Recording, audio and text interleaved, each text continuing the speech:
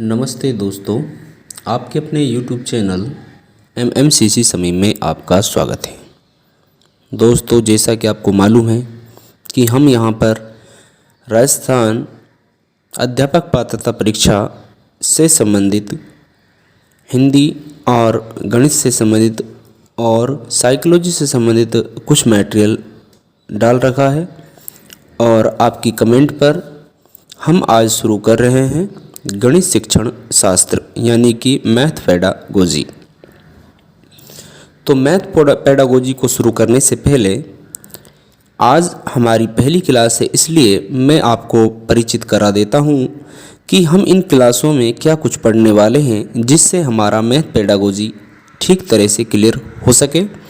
और साथ के साथ मैं आपको बताना चाहता हूं, मैथ पेडागोजी के अलावा भी हम यहाँ पर सारे ही सब्जेक्टों, हिंदी पेडागोजी या कोई भी सब्जेक्ट की पेडागोजी है, उसको भी क्लियर करने की कोशिश करेंगे।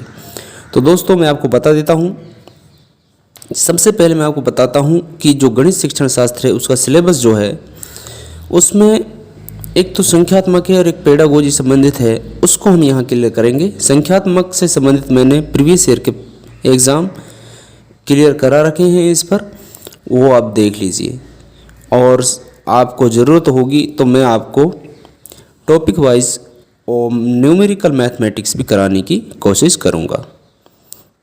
तो यहाँ पर हम बताते हैं कि आपको शिक्षण विधियाँ इसमें कौन कौन सी पढ़नी है जो मैथ की दृष्टि से महत्वपूर्ण है।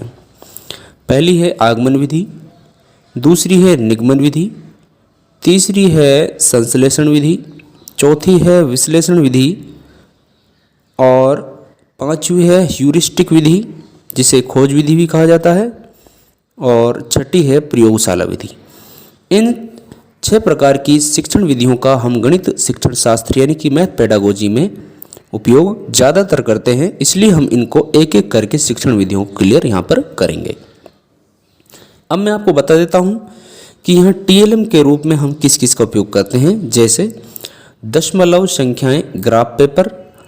TLM का मतलब है कि हम जो भी हम अध्ययन करा रहे हैं बच्चों को, उनके लिए एक सहायक सामग्री कोई मॉडल हम प्रस्तुत करते हैं, तो किस रूप से दशमलव संख्याओं के लिए ग्राफ पेपर प्रस्तुत करेंगे। और इसी तरह से स्थानीय समझ को यदि हमें विकसित करना है बच्चों में, तो गिनतारा का उपयोग करेंगे। ठीक इसी प्रकार से ज्यामितीय संकल्पनाएं समझानी है बच्चों को, तो TLM में जियो बोर्ड या ग्राफ पेपर को प्रयुक्त करेंगे, प्रयोग में लेंगे। और चौथी बात यहाँ भिन्न समझाने की है, तो हम यहाँ पर संख्या चार्ट या संख्या रेखा पर हम दर्शाकर भिन्न को दर्शाने की कोशिश करेंगे।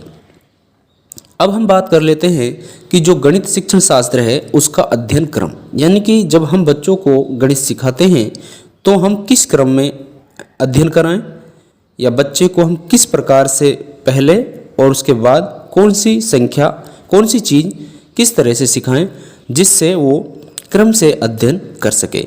तो पहली बात मैं आपको बताता हूँ, जैसे फॉर एग्जाम्पल मूर्त, यानी कि कोई वास्तविक वस्तु को पहले हम दिखाएंगे, उसके बाद चित्र, ठीक उसी प्रकार से उसी मूर्त या वास्तविक वस्तु से संबंधित कहानी कथन, ठीक उसी प्रकार से उसके बाद अमूर्त यानी कि उसके चिन्ह की तरफ चलेंगे, जिससे उसको गणित से संबंधित जो सीखना और सिखाना है वो सरल हो सके।